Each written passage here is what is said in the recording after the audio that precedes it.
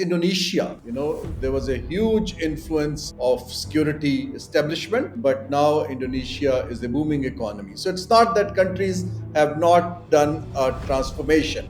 We need to understand that some countries are smart enough, like even smaller ones like Cambodia, who have moved towards this transformation to catch up with the Asian century. Some countries like Pakistan are not in a transformational mode, neither in the mindset nor in the structure of institutions. They are going through a slow transition. The question is that you need to have a confidence, self confidence to stand up and say, aha, I have something to offer to the world.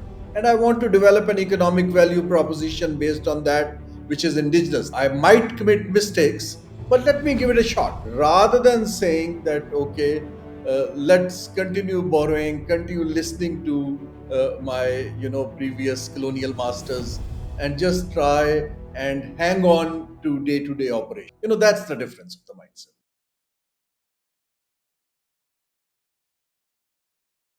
Hello and welcome to the Economic Angle with Dr. Usman Chohan. Today I have the pleasure of having a wonderful discussion with Haroon Sharif Saab, who has served in many important posts both in Pakistan and in an advisory position to various countries and various institutions over a long tenured career. So I want to welcome Haroon Sharif Saab. Welcome to the show. Thank you very much, Usman. Good to be chatting with you. Likewise, the pleasure is really all mine. Uh, Sir, I would like to begin by taking your views on the global economic situation, the rise of the East. Because of your practitioner experience, you have seen it much more up close than what you normally read or hear in the news. So, थोड़ी सी आप उस पे वजाहत करें, please, how you are experiencing this change in global economic dynamics. See, change has been rapid, change has been defining. Lots of countries are grappling with the adjustments needed to respond to the change. We very clearly see, from a unipolar world to a multipolar world where are several centers of economic gravity are emerging rapidly, and most of these centers are in Asia, including, of course, led by China, and then India, then Indonesia, and previously it was East Asia. So that is where the world is moving. And as we say, it is the Asian century. But this transition for many countries who have taken, particularly like Pakistan, who had taken positions of their economic stability linked to their geopolitical, alignments, they are struggling to deal with multiple partners, and Pakistan is one of these countries. And but we have seen very successful examples like Vietnam, for instance, which was purely a security state, and it has converted into an economic powerhouse. So is Indonesia. There was a huge influence of security establishment, but now Indonesia is a booming economy. So it's not that countries have not done a transformation. We need to understand that some countries are smart enough, like even smaller ones like Cambodia, who have moved towards this transformation to catch up with the Asian century. Some countries like Pakistan are not in a transformational mode, neither in the mindset nor in the structure of institutions. They are going through a slow transition. Now, that transition is messy, it's painful, it has a cost on geopolitical rents, and that's where the struggle continues. Sir, if this is the case, then there seems to be a structural and a mindset issue, as you have said, in Pakistan. Other countries have overcome it despite their impediments. What do you feel is holding back the mindset? Perhaps mindset is more important than structure. What is holding back the mindset and then structure if it's something other than the mindset as well, sir? I think the mindset dates back to the colonial period, where there is, a model of dependency and patronage, where you look up to somebody to come and bail you out. So when the mentality is a bailout, you cannot really invest in your own, knowledge and dignity, and basically your capability to plan and be self-sustaining. So there is a mindset of, someone to come and buy in some space for the ruling elite, and that mindset unfortunately had expanded, and West deliberately benefited from it, because there, they could just control few elite faces, and their purpose and their political objectives were being addressed too. So I think that mindset is the biggest hindrance, which does not give the confidence for a transition from a debt stressed country to a country which can attract investment on competitive merit. Okay. A transition basically which expands the productivity and production and start selling to the world, not asking for concessions based on your, again, the location and geopolitics and other things. Also, the mindset which is too dependent on advisory from consultants appointed by donors, rather than building your own institutions and talent.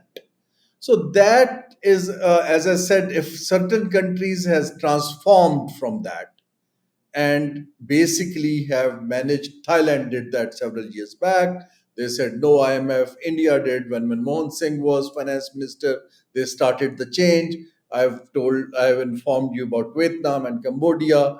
The question is that you need to have confidence, self confidence to stand up and say, aha, I have something to offer to the world, and I want to develop an economic value proposition based on that, which is indigenous. I might commit mistakes, but let me give it a shot. Rather than saying that, okay, let's continue borrowing, continue listening to my, previous colonial masters, and just try and hang on to day operations. That's the difference of the mindset. I understand what you mean, sir. Now, 2025 is a time of change in this regard because you've faced the tariff situation and what seemed like the most dynamic part of the world, which was East Asia, the Far East, ASEAN countries, China, etc.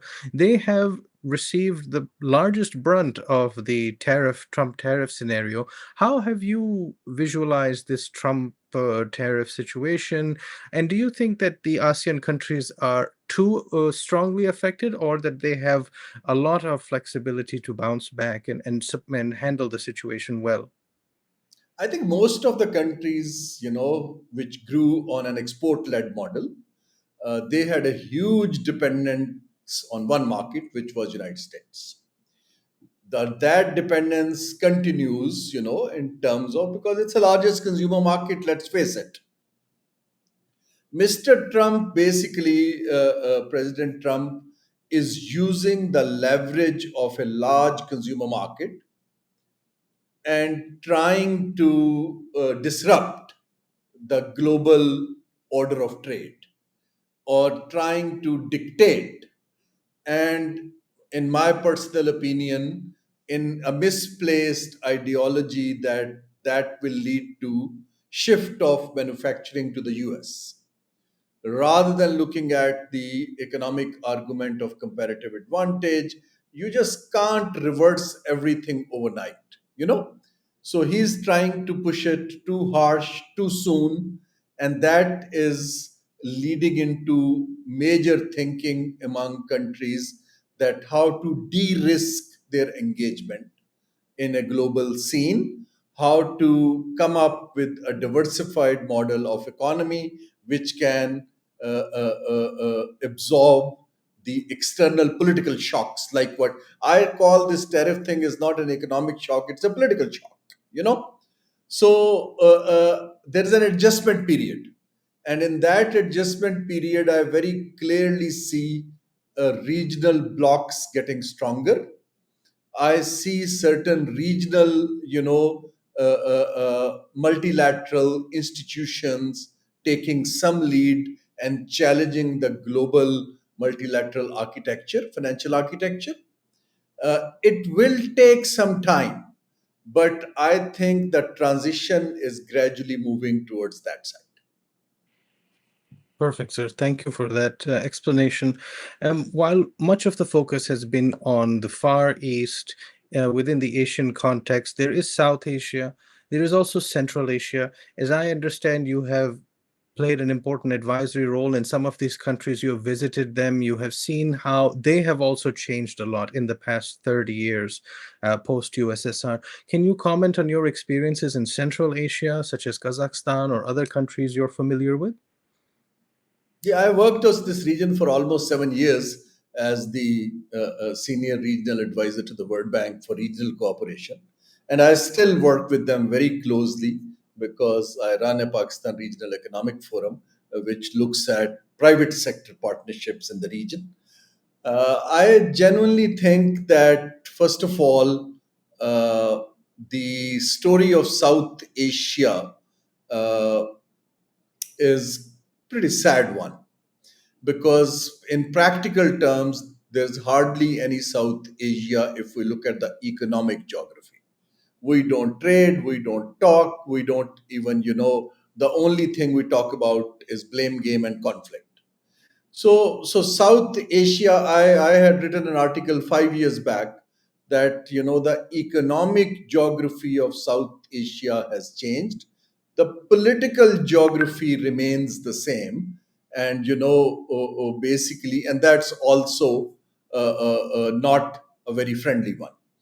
Now, the economic geography's major, catalyst or leader was the Belt and Road Initiative of China, because that promoted connectivity. Now, all these countries like Central Asia, which is landlocked and worried about, what's happening in Ukraine, are desperately looking southwards so that, they can have access to a reasonable port. They don't produce much. The only rich country is Kazakhstan, which has oil and which has natural resources. Actually, as a market economy, Pakistan is a far more developed market economy than many of the Western Asian and Central Asian countries. So, leadership should come from Pakistan, and I have challenged Pakistan several times that why can't our PSX, list companies from Kazakhstan and start raising capital for the region. Now, the thing which I'm going to say here is, now interaction of these countries, if you look at numbers in terms of investment and trade, are dismal. And the reason being are manifold. Number one, some of these countries are very new nations. They are still trying to find their identity and their economies, that how to trade and do things, and it will take time. Western China is much less developed than Eastern China. Okay. Afghanistan remains, a country which can play a key role in shortening the proximity of trade. Iran is sanctioned, so that it will take time to develop a regional market which works in an interdependent way on each other. But certain things which these countries should do, still all the dialogue between these countries is actually led through foreign policy or strategic lens, be it, Shanghai Cooperation Organization, be it, BRICS, be it ECO. There is a dire need of putting some economic institutions to develop these markets and start working with each other. And the first institution should be a multilateral development bank. And they need to work together, because that will change. It will create financing pools, it will create knowledge, and Pakistan should take a lead with China on that. Second is that infrastructure connectivity alone will not open up markets of Central Asia to Pakistan. Uh, it is the infrastructure connectivity that can attract private capital and start talking their language with each other will do that. And for that, massive policy shifts are needed, particularly how borders operate, maybe a joint transport company. I will close, it's a long topic, close to my heart, but let's say what all Central Asia is looking for is a port access between Pakistan and Afghanistan and Tajikistan further on, which is predictable, which is efficient, which is secure. Now, all three bilaterally we have failed to do either on Torkham or other borders. My suggestion would be that you set up a multilateral ownership of that port and give it to the best port operator so that the transporters and the traders take that port seriously. If the port is going to close down because of a little political rift, that is a wrong signal to any economic activity. They should also set up some, joint transport companies to learn from each other. Now that angle will start bringing Kazakhstan and others, and Pakistan will become pivotal and attractive to them. At this point, they're only looking at us as a transit route to the port. Mhm. I understand, sir. My final question, given your precious time, I think is the most important one. Given all of the background that we have discussed, given all of the changes that we are witnessing, based on your expertise, what recommendations would you give to the government and to the people of Pakistan at this juncture now? What would you say to them? Gee, first, a suggestion is that they should start believing in themselves. That yes, we could actually be a leader in West and Central Asia and open up a market and offer to the world. First of all, there is a transition from a country which has been looked from the lens of conflict to a country which should be looked at with the lens of a market economy. Now, that confidence would bring in lots of people. At the moment, the timing is good. The global, economies are looking for de-risking and diversification. Hmm. So Pakistan should offer a deal to them. Second is, now I work with Gulf countries and others. The moment I ask them that I'm not here to, ask for money, I'm actually offering you something. Mindset starts changing. The second thing is make Pakistan's offer attractive. And that's not only to just gain money from these countries, offer them technical support, offer them a market opportunity which can take them to the region, Hmm. so that they get excited that, aha, that can help us. It's not only Pakistan, it is actually much wider than Pakistan. And the third is that one needs to have certain policies which can, look at the mindset not only internal, but look at the region as a whole and come up with these policies and change certain ministerial and other institutions which can start looking at from an economic lens. This whole business of G to G and getting money from government to government, I think that should be put to rest to a certain level, leaving certain strategic areas aside. Let's offer that we have a vibrant private sector which can actually, make joint ventures. The future lies in multi-country regional joint ventures and regional institutions. Now if Pakistan takes the lead, I can guarantee countries like Uzbekistan, countries like Azerbaijan, countries like Kazakhstan has Astana Financial Center. They will actually, start cooperating and things will start moving on. But if we only limit ourselves to state contact and bureaucratic contracts, unfortunately, that will not translate into a market based economic integration, which this region should look for. So, my Hmm. message is believe in yourself, make certain policies which look at the region, and stick to those policies. And that policy creates space for world class experts to make those policies for you and then start building a few institutions that harmonize the systems, the practices, and border port, operations and project financing for the region. Hmm. I think this is very comprehensive, and I certainly hope that stakeholders listen.